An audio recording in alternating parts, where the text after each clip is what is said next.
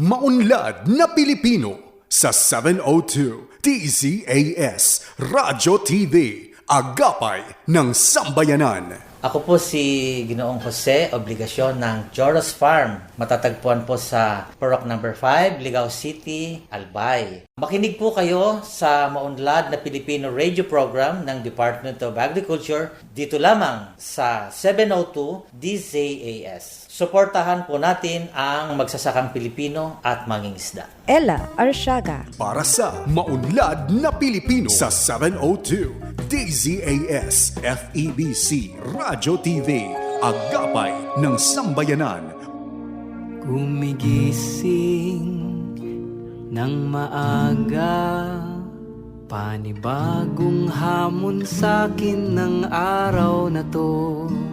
Magsusumikap at nangangarap para lamang sa inyo. Magandang araw mga ka-agri. Isang karangalan na magbalik para sa araw na ito. Ito po ulit ang Maunlad na Pilipino kung saan ay hatid namin sa inyo ang kalaman, balita at talakayan na ikot sa sektor ng agrikultura. Ayun nga po no. So bago po ang lahat ng ating abangan sa umagang ito, nais po muna namin kayong imbitahan sa isang panalangin. Panginoon, gabayan mo po kami sa bawat plano at hakbang na aming ginagawa. Naway maging maayos, malinaw at naaayon sa inyong kalooban ng lahat. Bigyan mo po kami ng karunungan, tiyaga at tamang desisyon sa bawat pagkakataon. Tinataas rin namin ang simula, kabuuan hanggang lapag ng programang ito. Ito po ang aming samot dalangin sa matamis na pangalan ng inyong anak. Amen. At para po sa salita ng karunungan, sa konsepto ng kababaang loob, hindi kailangan maging mataas para maging dakila. Kamusta po kayo? Magandang umaga ulit. Ako po si Ella Arsiaga at ngayon po once again, araw ng Sabado, ito na po talaga, no?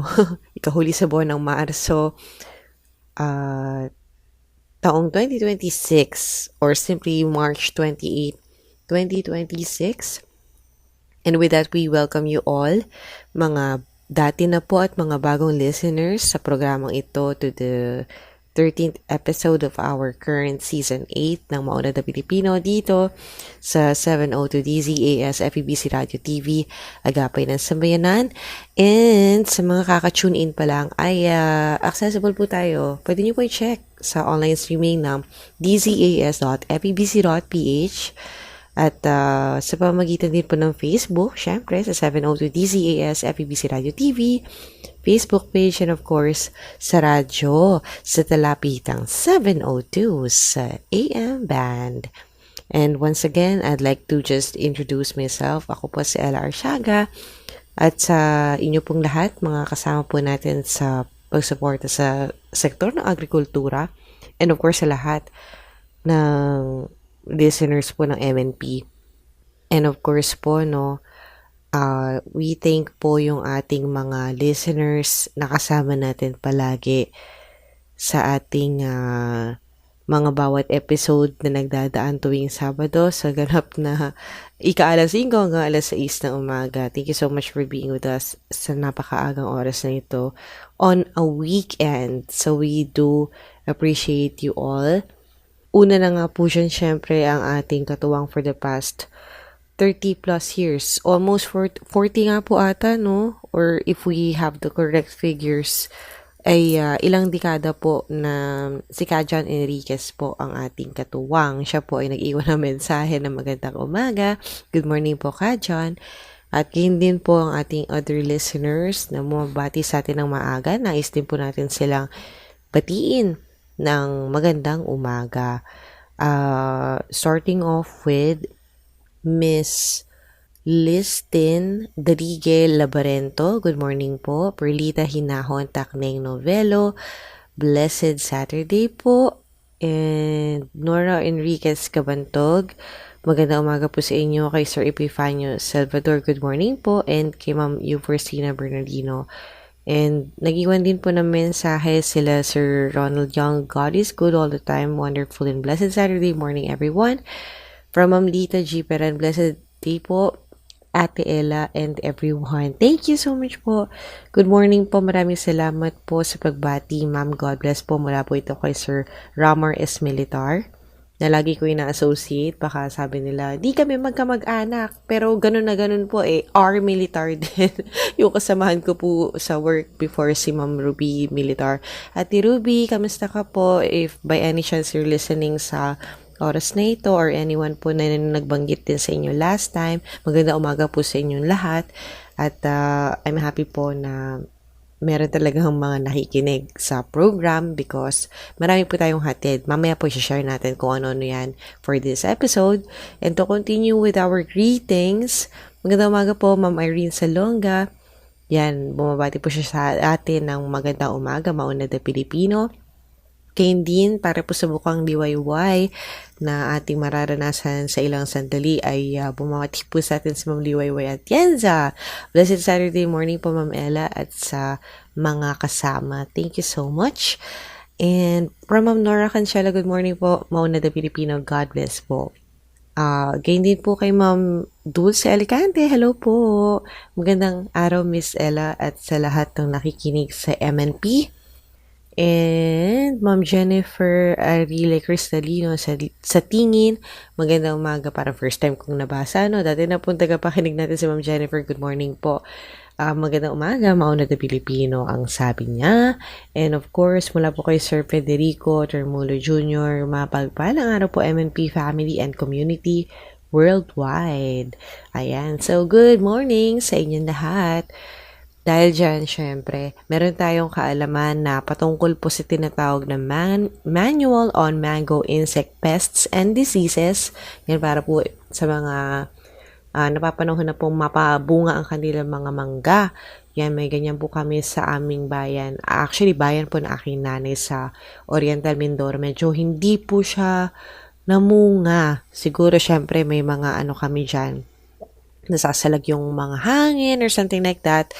Mga factors to consider po, no? At nasa din, topography or whatever. Pero what we are about to discuss po this morning, abangan nyo lang po maya-maya, ay tungkol po sa mga pest and diseases po, na may manual po pala tayo na talagang magagamit po ng ating mga mango farmers.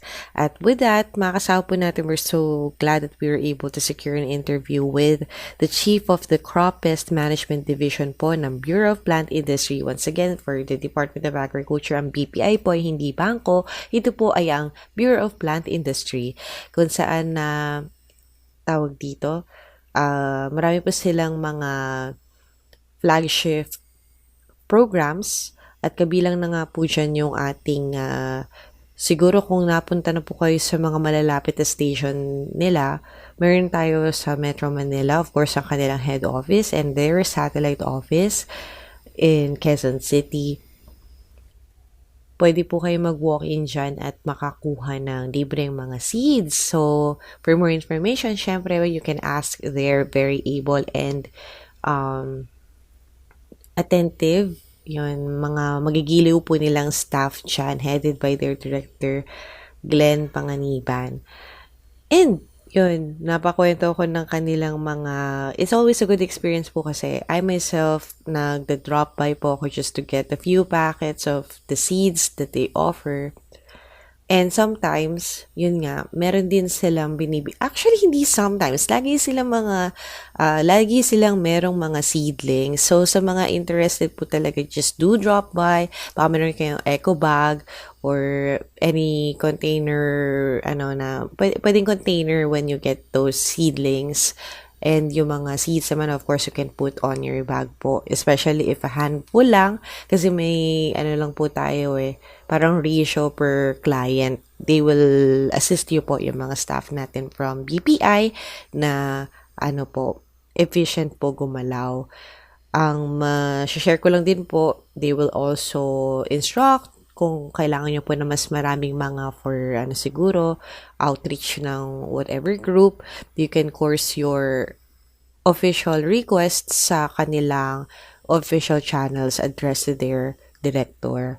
So, they will also po, no, kung medyo mabilis po nating nabanggit yan, at least, pag pumunta po kayo sa main office nila or satellite office po nila, kung kayo po situated sa Metro Manila, ay ma-assist po nila kayo.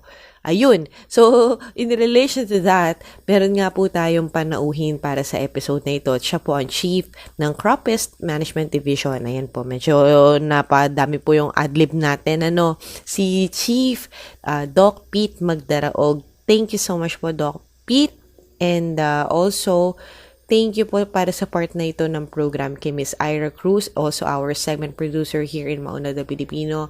For the interview part, she will also be releasing yung write-up sa official newsletter po ng Department of Agriculture Central Office. Ito po ay, kung tawagin natin, ay AgriTrends.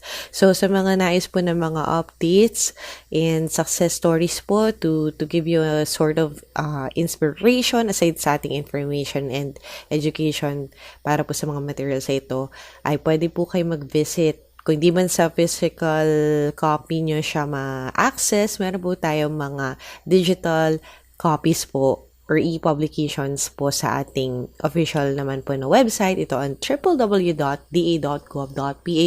Pwede nyo po puntahan at i-browse po siya sa mga tabs. Meron po tayong ating mga resources and kabilang nga po dyan yung ating official newsletter, which is ang ating AgriTrends or AgriTrends.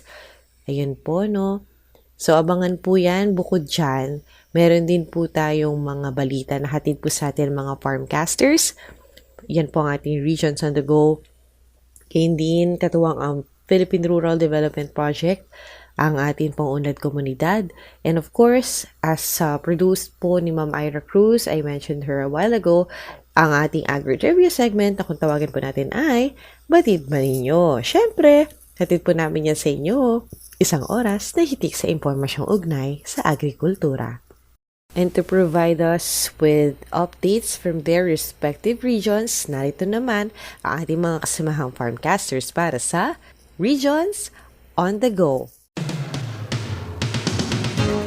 Patuloy ang pagpapalakas ng kagawaran ng pagsasaka sa suporta nito sa mga magsasaka ng Cordillera sa pamamagitan ng programang Kadiwa ng Pangulo o KNP. Ngayong buwan ng Marso, nakatakdang isagawa ang KNP sa bayan ng Itogod, Benguet sa March 30 to 31, 2026. Samantala, lingguhan namang idinaraos ang KNP sa munisipalidad ng Sabangan sa Mountain Province upang magbigay ng abot kayang produktong pang-agrikultura sa mga mamimili at karagdagang pamilihan para sa mga lokal na magsasaka. Naidaos na rin ang Kadiwa ng Pangulo sa Bisao Mountain Province noong March 27. Naging bahagi rin ang programa sa pagdiriwang ng Town Fiesta ng Bayan ng Dolores sa lalawigan ng Abra noong March 23 to 27. Bukod dito, nagsagawa rin ang Kadiwa ng Pangulo sa iba't ibang bahagi ng Mountain Province at Benguet, kabilang ang Kadiwa sa kampo na ginanap sa Police Regional Office Cordillera. Samantala, nakibahagi rin ang Cordillera sa Women's Month Celebration Trade Fair na exhibit na isinagawa ng DA Calabarzon. Naisagawa rin ng Kadiwa at Benteng Bigas meron na program sa launching week ng National Women's Month sa DA Cordillera. Sa kabuuan, mahigit 1,014,000 piso na ang kinita ng iba't ibang Kadiwa store sa rehiyon sa kasalukuyan. Para sa rehiyong Cordillera, CJ Waitan, nag-uulat. Isinagawa ng kagawaran ng pagsasaka para sa gitnang Luzon o ang DRFO 3 sa ilalim ng Kabuhayan at Kaunlaran ng Kababayang Katutubo o 4K program, ang 2025 Year-End Assessment Report at Central Luzon IP Cultural Showcase Year 2 mula ika-17 hanggang ika-19 ng Marso sa Lubao, Pampanga. Layunin ng aktibidad na suruyin ang implementasyon ng 4K program sa rehiyon sa pamamagitan ng komprehensibong pagtalakay sa mga naisakatuparang programa at proyekto para sa mga katutubong pamayanan sa taong 2025. Nagkaroon ng paglalahad ng accomplishment report ang bawat lalawigan kung saan binahagi ng mga kinatawa ng kanilang mga nagawa sa ilalim ng programa. Binigyang diin dito ang mga interbensyon sa produksyon, capacity building at suportang ipagkaloob sa mga indigenous people. Tinalakay rin sa mga ulat ang lawak ng implementasyon ng programa, kabilang ang mga serbisyong naihatid sa mga komunidad, mga benepisyaryong natulungan at ang epekto nito sa kabuhayan ng mga katutubong magsasaka at kanilang organisasyon. Bukod sa presentasyon ng mga ulat, nagkaroon din ng presentasyon tungkol sa DA Civil Society Organization o ang CSO registration at iba pang mga sesyon na nakatuon sa pagpapalakas ng koordinasyon sa pagitan ng mga implementing units at katuwang na ahensya. Kasabay ng assessment ay ang Central Luzon IP Cultural Showcase Year 2 kung saan tampok ang iba't ibang produkto, ani at likhang sining ng mga IP groups sa rehiyon. Nagbigay ito ng pagkakataon sa mga kalahok na may pakita ang kanilang kultura at tradisyon, gawin din ang kanilang ambag sa sektor ng agrikultura. Dexter Dumol para sa Agribalita, Central Luzon. 8 natatanging individual at organisasyon ang pinarangalan ng Department of Agriculture Region 4A Calabarzon sa ginanap na ikalawang Regional Awarding Ceremony ng Gawad Saka Awardees, Top Performing Farmers Cooperatives and Associations at Agricultural Extension Workers sa lalawigan ng Quezon para sa taong 2025 noong 9 ng Marso sa Lucena City, Quezon. Ang nasabing parangal ay dinaos upang itanghal ang mga natatanging individual at grupo na nagpakita ng husay at serbisyo, kung saan nagpalakas ito ng produksyon sa agrikultura ng rehiyon at nagpatatag sa seguridad sa pagkain. Ayon kay Binibining Gemma Chavez, kaisa-isang nanalo sa buong Pilipinas na pambato ng rehiyon ng 50th Gawad Saka sa kategoryang Outstanding Large Animal Racer Adapting Integrated Farming System. Ang kanyang natamong parangal ay nagsilbing inspirasyon para lalo pa niyang pag-ibayuhin ang kanyang pagsisikap sa pagsasaka at maging halimbawa sa kapwa magsasaka sa kanilang komunidad. Samantala, pangalawang pinarangalan naman ang Palcon Dairy Multipurpose, kasunod ang Cooperative Bank of Quezon Province, Yakap at Halik MPC Quezon 2, at ginto ang butil ng Santa Teresa Irrigators Association Incorporated. Ginawaran din na bilang top-performing FCAs ang High Value Crops Marketing Cooperative of Quezon, kasabayang samahang may pagkakaisa ng katutubong Aita, at si Ginoong Miko Comia naman ay pinarangalan bilang Outstanding AEW ng HVCDP. Sa huli, binigyang diin ni Governor Dr. Helen Tan ang kahalagahan ng patuloy na pakikiisa at pagtutulungan ng pamahalaan at ng sektor ng agrikultura upang makamit ang mas maunlad at matatag na industriya ng pagsasaka. Ito, si Glenda Marquez para sa Balitang Sakahan ng DA Calabarzon. Formal nang binasbasan at pinasinayaan ang kauna-unahang Mobile Soil Laboratory na kaloob ng Department of Agriculture Mimaropa at Bureau of Soils and Water Management o BSWM sa pamahalaang panlalawigan ng Palawan, lungsod ng Puerto Princesa noong 18 ng Marso taong kasalukuyan. Ang Mobile Soil Laboratory ang natatanging unit na ipinagkaloob ng DA Mimaropa sa rehiyon kung saan ang lalawigan ng Palawan ang napiling maging benepisyaryo.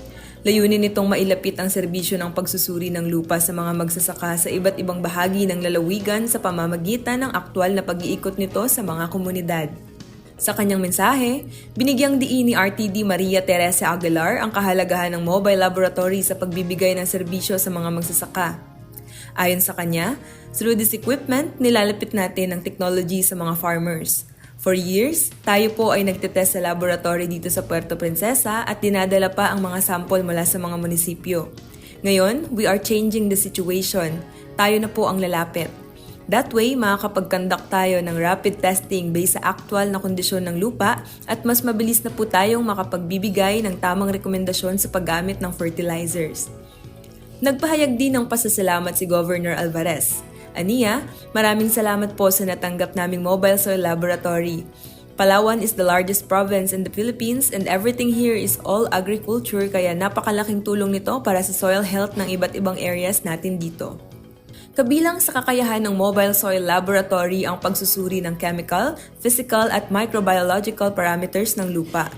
Sa tulong nito, mas madaling matukoy ang tunay na kalagayan ng lupa at maisagawa ang tamang pamamahala nito na magriresulta sa mas mataas at dekalidad na ani. Inaasahang sa pamamagitan ng inisyatibong ito, mas mapapalakas ang produksyon at mas matutulungan ang mga magsasaka tungo sa isang mas matatag at sustainabling sektor ng agrikultura. Pinangunahan ng seremonya ni Palawan Governor Amy Roa Alvarez kasama si DA Mimaropa Regional Technical Director for Research and Regulations Maria Teresa Aguilar, Integrated Laboratory Division Chief Dr. Cristina Sagun, Regional Soils Laboratory Chief Michael De Jesus, at ilang kawani mula sa Palawan Soils Laboratory at Regional Crop Protection Center. Para sa DA Mimaropa, Monica Vergara, nag-uulat. Pormal na isinagawa ng National Dairy Authority o NDA ang groundbreaking ceremony para sa itinayong Western Visayas Feed Center at Regional Office sa Barangay Hinubatan, Lucena, Iloilo. Ayon sa ahensya, layunin ng proyekto na mapababa ang gastos sa pagkain, mapataas ang produksyon ng gatas at mapalawak ang suportang serbisyo para sa maliliit na dairy farmers. Itatayo ang pasilidad sa 3 ektaryang lupain na ipinagkaloob ng lokal na pamahalaan ng New Lucena, Iloilo. Inisenyo umano ito upang tugunan ang matagal ng suliranin ng sektor ng dairy, ang mataas na presyo at kakulangan ng commercial feeds. Kapag natapos, inaasahang makakapag-produce at makakapamahagi ang sentro ng abot-kaya at dikalidad na pagkain habang magsisilbi rin itong tanggapan ng regional na opisina ng NDA. Samantala, sinabi ni NDA Western Visayas Acting Department Manager Vicenter Bitolinamisa III na direktang tutugon ang proyekto sa pinansyal na hamon ng maliliit na magsasaka. Ipinaliwanag niya na layunin nilang gawing mas abot-kaya at mas madaling makuha ang dairy feed para sa mga magsasaka dahil sa kasalukuyan ay nahihirapan ang mga ito na mapanatili ang operasyon at kumita dahil sa mahal na presyo ng feeds sa merkado. Dagdag pa niya, umiikot umano sa isang siklo ang problema sa sektor. Kailangan ng mas mataas na produksyon ng gatas upang makabili ng pagkain, ngunit nahahadlangan naman ito ng kakulangan sa nutrisyon. Sa pamamagitan ng feed center, sinabi niyang magkakaroon ng access ang mga magsasaka sa murang pagkain, mas mapapangalagaan ang kanilang mga alagang hayop at tataas ang produksyon ng gatas. Makikinabang din aniya ang komunidad lalo na ang mga bata dahil sa mas maayos na nutrisyon. Kasama rin sa proyekto ang pagtatayo ng bagong regional office na magbibigay ng mas maayos na workspace para sa mga kawani at mapapabilis ang paghatid ng technical na tulong, pagsasanay at suporta sa mga enterprise. Sa kanyang talumpati, sinabi naman ni NDA Administrator Attorney Marcos Antonio T. Andaya na pinalalakas pa ng ahensya ang pamumuhunan sa lokal na industriya ng dairy upang mabawasan ang pag-asa sa imported na gatas. Binigyang diin din niya na patuloy na tutulong ang NDA sa mga magsasaka upang mapataas ang dami at kalidad ng produksyon ng gatas sa mga komunidad. Ibinahagi rin niya na ang pasilidad sa Western Visayas ang ikalawang feed center ng NDA sa bansa at may plano pang magtayo ng 7 karagdagang sentro sa iba't ibang rehiyon bilang bahagi ng mas malawak na estratehiya para mapataas ang produksyon, mapatatag ang gastos sa inputs at mapalakas ang food security. Samantala, malugod namang tinanggap ni New Lucena Mayor Vincent Mondihar ang proyekto at binigyang diin ang pagiging positibong epekto nito sa ekonomiya at lipunan ng kanilang bayan. Ayon sa kanya, makakatulong ang pagkakaroon ng isang pambansang ahensya sa paglikha ng mas marami pang oportunidad para sa mga residente. Ang New Lucena, Iloilo na isang 4th class na munisipalidad ay nagsasagawa umano ng land banking upang makahikayat ng mga tanggapan ng pamahalaan at mapabilis ang kaunlaran. Dagdag pa ng alkalde na makakatulong ang presensya ng NDA sa mga programa ng Department of Social Welfare and Development para sa feeding initiatives, gayon din sa Technical Education and Skills Development Authority para sa skills training, pati na rin sa pakikipagtulungan sa pribadong sektor. Georgia May Cordova, Department of Agriculture, Western Visayas. Ella Arsiaga. Para sa Maunlad na Pilipino sa 702 DZAS FEBC Radio TV, Agapay ng Sambayanan. And once again, atin nga pong i-welcome sa ating program. Kagaya po na nabanggit natin, nung nag-umpisa pa lang po tayo, ang Chief ng Crop Pest Management Division ng Bureau of Plant Industry ng Department of Agriculture. Wala iba kundi si Dr. Peter Magdaraog para po sa ating usapan tungkol sa Manual on Mango Insect Pests and Diseases.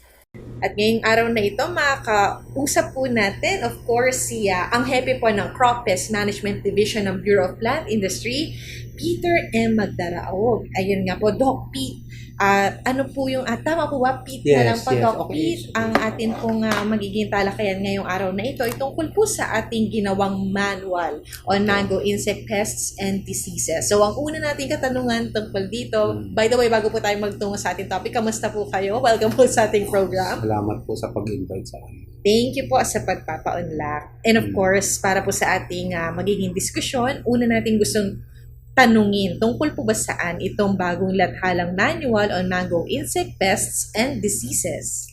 Okay, so ito pong manual po na ito ay isang updated at saka scientific po na gabay po sa ating mga magmamangga tungkol po ito sa mga pangunahing peste po ng sakit ng mangga. So nakapaloob po dito sa librong po ito ang mga pagkilala, no, sa mga peste at sakit, mga symptoms, tapos at saka life cycles po ng ating mga peste ng mangga. So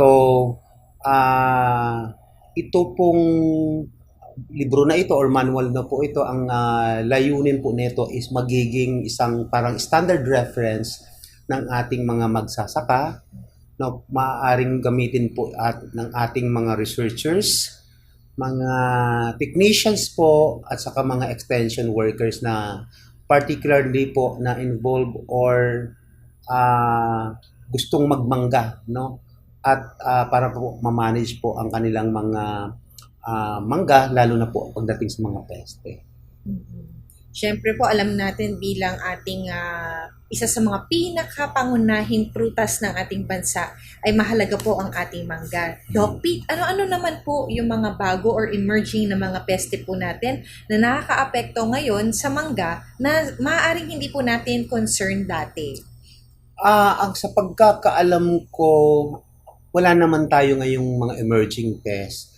Pero meron po tayong mga peste na sa palagay ko ay isang malaking factor kung bakit ang mga magsasaka natin or magmamangga natin ay hindi nakakapag-export ng mangga.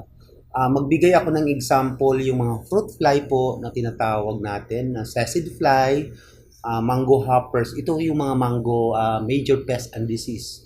At saka ibang mga fungal diseases po ng mangga. So, meron din ho tinatawag tayong mga anthracnose, no, at saka scab. So ito po yung mga pangunahing problema ng ating mga magmamangga, no, pagdating sa production ng mangga sa ating bansa. Another one is a very important and regulatory pest, no. Ito hong tinatawag nating MPW. MPW stands for Mango Pulp Weevil. So ito, alam niyo ho ba kung saan ito, ma'am, nakikita lang si MPW? Meron lang siyang specific, sir? Specific area. Palawan. Oh. So from there, no, yung ating mga regulatory officers or mga plant quarantine officer, ang kanilang trabaho ay ma-retain or ma-contain ang pesting ito. So ibig sabihin po, bawal hoong magpalusot ng mangga na galing Palawan.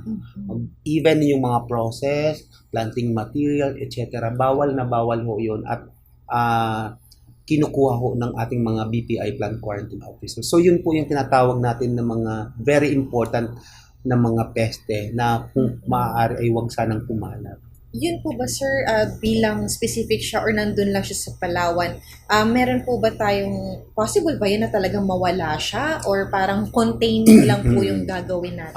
Naalala ko yung professor ko, ang sabi lagi is, ang mga peste is you cannot eradicate them, but we can manage them. No, we can control, we can reduce their population, but we cannot eradicate 100%. So sa kaso ng MPW, hindi natin siya mako-control or marireduce. Yung last resort po lagi sa mga strategies na po to ay yung paggamit ng pesticides. So sa atin po, may mga farmers po dati makakita lang sila ng konting insekto ng mababang po, sprayan agad. So dito po sa integrated pest management na ito, maaari bang baka pwede kang gumamit muna ng mga biological control agents? Or baka pwedeng yung magputol-putol lang muna yung cultural natin? Or mechanical, gagamit ka ng whatever mga traps, mga sticky traps, light traps po, bago ho tayo gumamit ng pesticide. Siguro ang sa part namin po, ang paggamit ng mga pesticide, pag alam po namin mataas ng population, that's the right time to apply a pesticide. So nakabase din siya sa kumbaga magnitude, yung parang Yes. yung sakop. May tinatawag kaming economic threshold level. Oh. Pag let's say yung economic threshold level ng pesting itong 10 lang. So pag nakakita ka ng 10 or more than that, Piraso. mag-spray ka na ng pesticide. Oo. So, hindi kailangan na may nakita ka lang kakaiba dun sa halaman mo ay may mga drastic tayong gagawin. Meron tayong mga mitigation para dun na naka-reserve sa mas applicable na mga scenario na ito. Dagdag ko lang, ma'am. Kung nakakakita kayo sa mga plantation, di po ba? Ano ho bang ginagawa ng yung ibang mga magmamangga? Ang kanilang mga bunga ay nirarap nila ng paper. So para hindi ho pasukan ng mga tinatawag nating fruit fly, kasi yun po yung nagko-cause ng mga sugat-sugat or inuuod. So part of that pest management, baka yung bagging, fruit bagging, yun po yung isa po sa tinuturo natin dito sa libro na ito. Ayun po. So dito nga, syempre kasama siya sa IPM. Of course, we would also expect na kasama rin po siya sa ating National Crop Protection Strategies na inilulunsad po sa ilalim ng Bureau of Plant Industry. At magbabalik po tayo makalipas ang ilang sandali. Problema ngayon sa sektor ng paghahayupan ang mababang kahusayan sa AI. Kung magpapatuloy ito, malabo lang tumaas pa ang produksyon ng gatas sa bansa. Sana may makatulong sa akin para mabuntis naman itong kalabaw ko. Ha? Kapangyarihan ng AI! Saniban mo ako! Ah!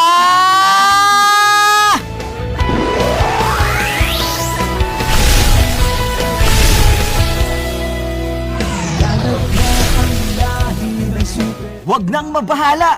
Parating na ako! Ha? Super Guy? Salamat at tumating ka. Sa bisa ng kapangyarihan ng AI at ng aking husay, magbubuntis ka, kalabaw! Maraming salamat, Super Kai. Isa ka talaga maasahang kaibigan. Para sa mabisang AI, tawagin si Super Kai! Mataas na uri ng kalabaw sa bagong Pilipinas. Super Kai!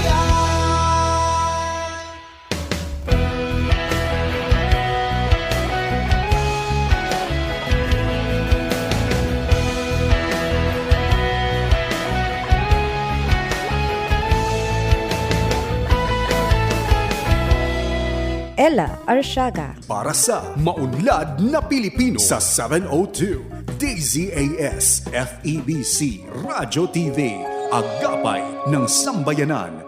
Once again, welcome po sa Maunlad na Pilipino. Kasama po rin po natin si Doc Pete. Siya po ang chief ng CPMD or ang Crop Pest Management Division ng Bureau of Plant Industry. So sa ating mga farmers, na isa po sa mga main po nating nais na makinabang po sa ating manual na ito, Doc Pete, gaano ba ka-farmer-friendly yung ating pong manual? Ito po ba ay naisulat para sadyang madaling intindihin ng ating mga magsasaka? Okay, so yung pagkakasulat na ito ay para sa akin ay masasabi kong malinaw, no, at saka may practical na paraan, no. So yung libro po na ito, again, ay may mga kasamang mga cleared na mga images at saka yung mga step-by-step procedures po upang madaling maunawaan po at magamit ng mga farmers sa actual na sitwasyon sa bukid. Meron na po ba tayong mga naging instances kung saan nagamit na po ito in actual ng ating mga magsasaka? Kamusta po yung interaction natin doon? So, sa ngayon, since ito naman ay no-launch siya nung January po, pero yung aming mga grupo, no, meron ho kami, pag nag-ikot ho kami, nagmamonitor, ginagamit po ng mga kasamahan ko. So, Nagbibigay na rin po kami ngayon, nag-iimpisa na rin po kaming magbigay sa mga magmamangga. Actually, magkakaroon ng Luzon Mango Congress, and that would be next week kung hindi ako nagkakamali. So, asahan nyo po, ang aming grupo ay magbibigay ng mga books po na ito. Ayan. So, isa sa mga aabangan talaga na mapapakinabangan po ng ating mga mango farmers, ang ating pong manual na ito. How about po, Doc Pete, yung ating mga LGU at agri-extension workers? Kamusta po ito pagdating sa mga field training siguro? Ang aming grupo naman po ay meron kaming minsan pong, actually yung nakaraan po may tinatawag po kaming trainings, no?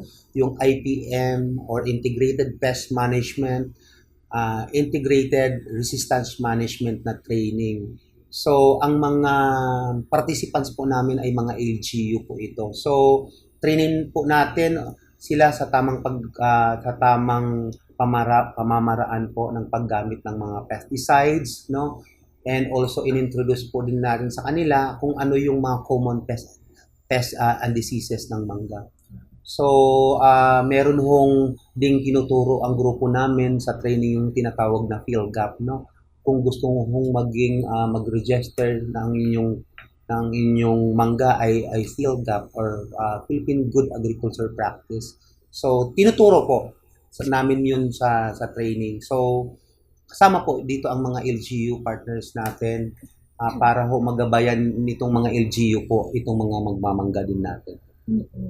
Kaugnay na katanungan ko, Doc Pete, ano po yung vision natin? Siyempre po, ang ganda. Nakita natin, nahawakan natin yung manual na ito. Meron po ba tayong parang motivation at patuloy itong i-publish at patuloy na parang iparating sa lahat as possible na ating mga mango farmers? Kasi kung isipin mo, nandiyan na yun, bahala ka na magbasa dyan. Okay na kami dyan. Okay. Actually, kung bakit kami bakit nagkaroon o nag-develop kami ng libro ng mangga, nag-umpisa ito noong si High Value Crops, no, yung sa DA po, sa pangunguna po ng ating Yusek Caballero, Ma'am Cherry, ay gusto niyang mag-develop ng libro ng libro kasi po ang gusto ho nating matulungan is ang ating number one ay mga exporters. Kung hindi po ako nagkakamali, meron ho tayong supposed to be in export kung hindi ako nagkakamali 2024. Pero ang napansin po nila, parang sa Korea po ata, mataas po ang pesticide residue.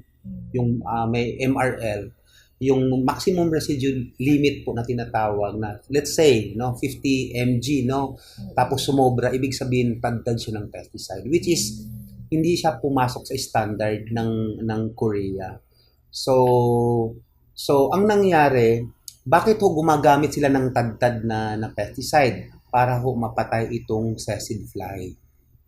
So, pinagko-connect po natin ngayon. So, ang sabi ng High Value Crops, gumawa kayo ng libro para yung libro na yon kasama doon ang peste ng yung sesid fly na peste is turuan natin ang mga farmers para ma-manage ang sesid fly at the same time hindi tayo sumobra sa paggamit ng mga pesticide, which is good, no? Para kung mag-export na tayo, 'di ba, nakakatulong sa ating mga magmamangga. Ayun nga. So parang nakakatuwa dahil yung pagkakataong yun ay nagbalik tayo sa ating mga, sabi niyo po, parang tinrace, natawa po ako dun sa naging process po ninyo kung saan tayo at eto ngayon nag-fail dun sa gap na yun.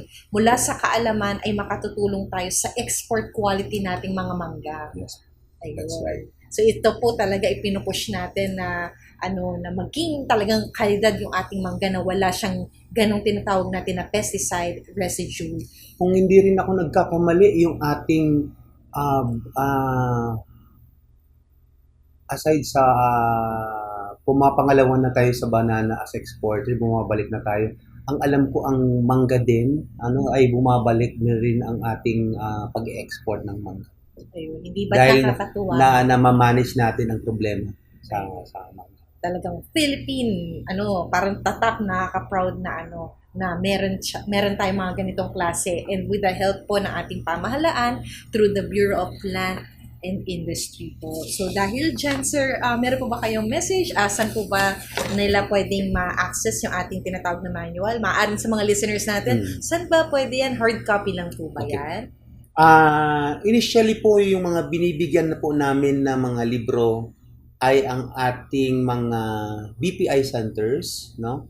So, kung gusto nilang maka-access, maaaring si BPI centers hindi magbibigay sila ng libro. So, siguro yung sinasabi ko nga kanina, pag kayo ay mag-a-attend sa Luzon Mango Congress next week, somewhere in Vegan, pwede ho silang pumunta sa booth ng Bureau of Plant Industry at maaaring, no, maswerte ho sila sa mabibigyan. First come, first serve. And since limitado naman po ang ating copies, so kung alam ko naman may extra copies pa kami, so pwede ho silang pumunta sa Crop Pest Management Division ng Bureau of Plant Industry. Dito po ito sa San Andres, Malate, Manila. So another one is pwede na rin ho naman silang mag-email sa amin kung gusto din ho nila ng soft copy. Pwede ho namin silang mabibigyan ng soft copies. Malaking tulong po yun, Doc Pete. Lalo na din po, maibahagi lang po namin sa aming tanggapan. Maraming mga estudyante ang makikinabang bukod pa po sa mga main natin na pinagbibigyan or pinaglalaanan kung bakit natin ginawa ang ating manual on mango insect pests and diseases. At dahil dyan, ito po yung ating unang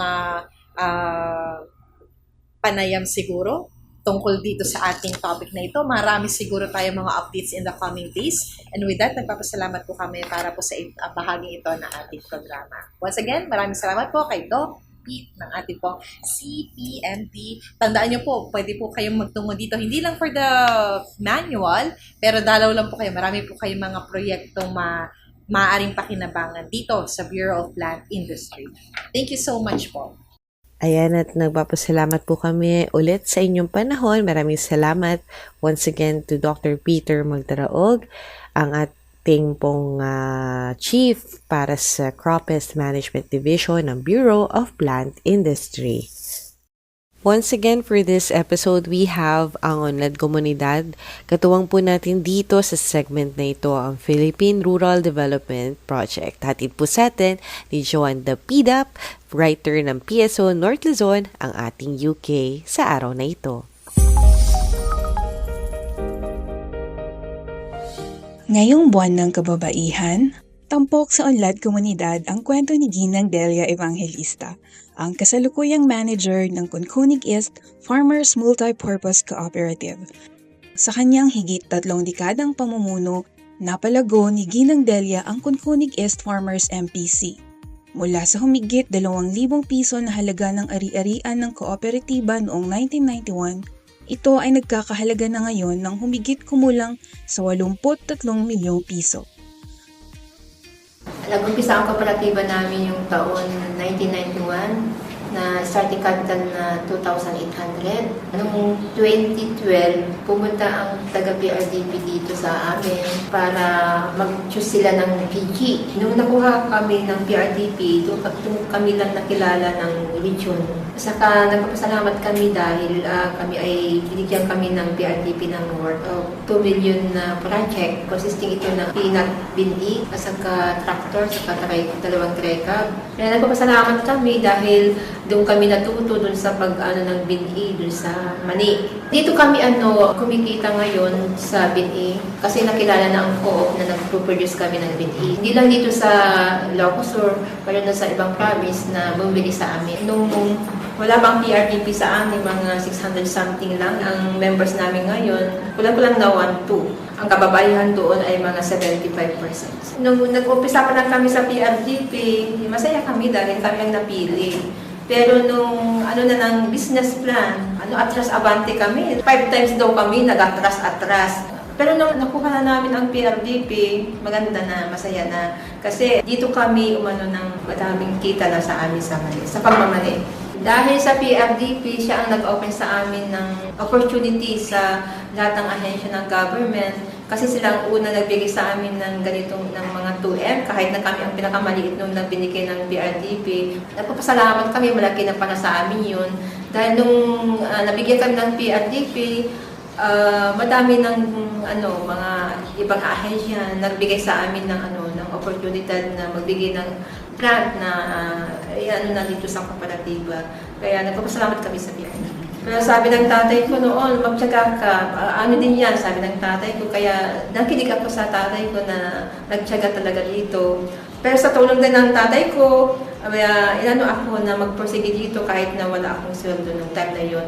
Pero yung sinabi niya na magkakaroon ka din, sabi ko. Kaya hindi ko expected na magkaganito ang kooperatiba. Sa awa ng Diyos, nagkaganito ang kooperatiba na hindi ko akalain na magkakaroon ng building. Hindi ko ma-imagine na magkakaroon ng ganito, na magkakaroon ng lupa. Hindi ko ma-imagine kasi sabi ko nga sa inyo, nag-umpisa lang kami sa 2,800. Wala pang binibigyan ng government noon. Hindi kagaya noon na madami binibigyan ng government. Nasasan kami ng PRDP, ang asset ng co-op namin ay 10M. Binigay na intervention ng PRDP ay 2 million, pero dahil sa naiambag ng PRDP na income at saka sa lahat ng mga binigyan ng mga ibang agencies, ang asset namin ngayon ay 83 million kabuuan na noong December 2025. Sa mga kagaya ko na mga kababayan na nagmamalis ng co-op o kaya asosasyon, sana magtiyaga lang kayo. Ang co-op kasi o asosasyon ay parang buhay ng isang tao yan na may challenge na kinakaharap, pero huwag kayong susuko kasi lahat naman ng bagay ay lahat naman ng problema ay may solusyon. Kaya huwag kayong mag-stop na tuloy-tuloy pa rin yung operasyon. Kung minsan kung malugi man kayo, hindi yun ang dead na, hindi yun ang end na. Tuloy-tuloy pa rin kasi basta ang negosyo kasi ang co-op kasi o enterprise ay may mga challenge. Darating yung success ng isang asosasyon, isang co-op. Kagaya ng kooperatiba dito sa co-op. Ang kwento ni Ginang Delia ay isa lamang sa mga maraming kwento ng mga natatanging kababaihan sa bansa, kung saan dito ay kanilang naipapakita ang kanilang malasakit, senseridad at taus-pusong kontribusyon sa kaunlaran ng bansa. Siya lamang ay isang patunay na ang pagiging babae ay hindi hadlang at ang kasarian ay hindi basihan ng isang mahusay na pamumuno. At abangan pa ang mga inihandang bahagi ng DAPRDP, tutok lang sa Unlad Komunidad. Once again, dito pa rin sa Maunlad na Pilipino, 702 DZAS. At hatid sa atin ni Binibining Ira Cruz, ang ating Agri-Trivia segment. Happy morning mga ka-agri! Ang ating Agri-Trivia segment ngayon, ang batid ba ninyo ay magpopokus sa bagong rice variety na tinatawag na Mabango 3. So ayun nga, batid ba ninyo na itong Mabango 3 ay nagkamit ng Silver Award sa 2025 World's Best Rice Award sa Cambodia. At ito ay hindi lamang pambato ng Pilipinas pagdating sa bango at lasa, kundi matibay din itong laban sa biglang pagbaha. Ang aromatic rice variety na ito na opisyal na kinilala bilang NSIC o N6RC218 ay napatunayang mahusay tumubo kahit kapos sa oxygen ang kapaligiran. Ibig sabihin, maaari itong maging mainam na variety para sa direct seeded rice system, isang pamamaraan kung saan diretsyong inihahasik ang binhi sa bukid sa halip na maglipat tanim ng punla.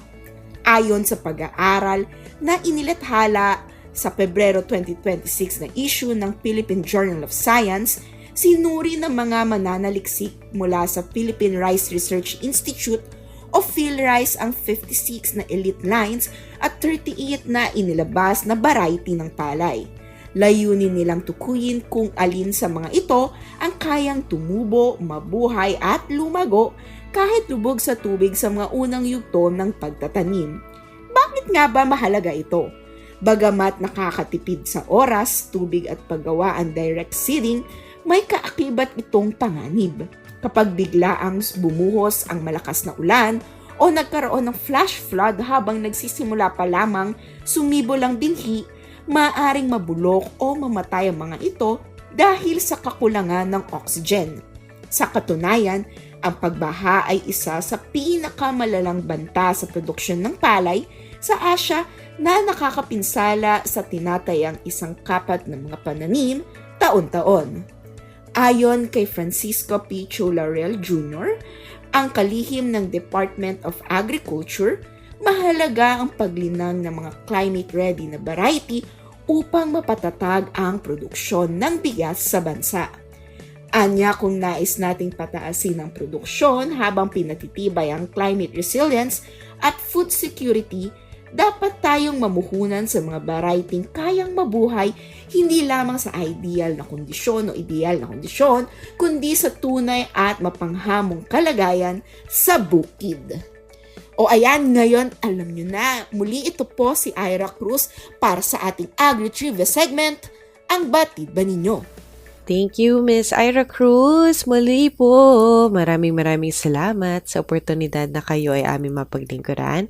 And happy Women's Month po before po natin malimot banggitin sa ere. Thank you so much po sa lahat ng mga naging katuwang sa makabuluhang selebrasyon nito ngayong buwan na ito at sa buong taon naman po ay sa araw-araw dapat po tayong magsilbing mga advocates po ng mga dapat na tamang ipinaglalaban para sa ating society. And with that, atin nga pong papasadahan lang ang bahaging ito. Ang Maunlad na Pilipino ay programang pang-radyo na hatid sa inyo ng Department of Agriculture, Agriculture and Fisheries Information Division at para po sa pagkain kaisipan, para po may maitala tayong nourishment from the word ng ating Panginoon mula sa aklat ng mga mangangaral, Kabanata 3, Talata 11. Inaangkop niya ang lahat ng bagay sa tamang kapanahunan. Ang tao'y binigyan niya ng pagnanasang alamin ang bukas, ngunit hindi binigyan ng pagkaunawa sa ginawa ng Diyos mula sa pasimula hanggang sa wakas. Mula po sa Department of Agriculture, inyo pong napakinggan ang edisyong ito ng Maunlad na Pilipino. Dito pa rin po sa 702 DZAS FEBC Radio TV, Agape ng Sambayanan na may himpilan sa Ortigas Center, Pasig City at kasapi po sa KBP o ang kapisana ng mga broadcaster ng Pilipinas. Thank you so much po sa aming DZAS family. Nakakatuwang sa bawat episode na hatid namin sa inyo. And speaking of DZAS family, congratulations po sa mga newlyweds po natin and mga newly engaged na mga, nakita ko sila ng mga dalagat binata pa, no? So parang, it's really nice. Parang in a way, kababata rin po sila sa DZAS family. And congratulations po kina Kuya Wen. Hi Kuya Wen, katukayo ko with a double L ang iyong napangasawa at congratulations sa inyo. And as well as kina Ate Angelica. Inaate ko siya pero parang alam ko mas bata siya sa akin. Kay Miss Angelica Kalayag and kay Kuya Nat. Kay Kuya Nat, Nathaniel Peralta, congratulations sa inyo. Wala naman tayong ibang wish, kundi best wishes lang para sa inyong lahat. And of course, once again, this has been ang atin pong offering sa inyo pong mga tagapakinig. Maraming salamat po sa pagsama sa atin ngayong umaga ito. Nawa meron kayo na pulot. Kung meron man kayo mga parang good vibes na nakuha sa ating program, you can let us know. Pwede nyo iwan ulit sa comment section. Pwede nyo ipadala sa official email address ng DA-AFID. That would be afid@mail.da.gov.ph. So, pwede po kayo mag-suggest ng topics. Yan. Thank you so much po. Wow. maraming salamat po. And with that, magbabalik kami ulit. Yay! Sa susunod na Sabado, samahan nyo kaming muli sa ganap na ika-5 hanggang 6 ng umaga. Yun nga po no. So, 5 to 6 in the morning, alarm. Ito po ang gawin yung alarm. Thank you so much po ha. Kasama po lahat na aming katuwang sa programang ito. Too many to mention. Pero alam nyo po, isa-isa kung sino kayo. Thank you so much. Katuwang po for DA Apid si Ma'am Ira Cruz and all our chiefs and section chiefs. Dito po ang Mauna na Pilipino. Hanggang sa muli, magtanim ng pangarap, mag-ani ng tagumpay para sa masaganang bagong Pilipinas. At ako pa si Alar Siaga. Enjoy the rest of the weekend! Maunlad na Pilipino sa 702 DZAS Radyo TV, Agapay ng Sambayanan.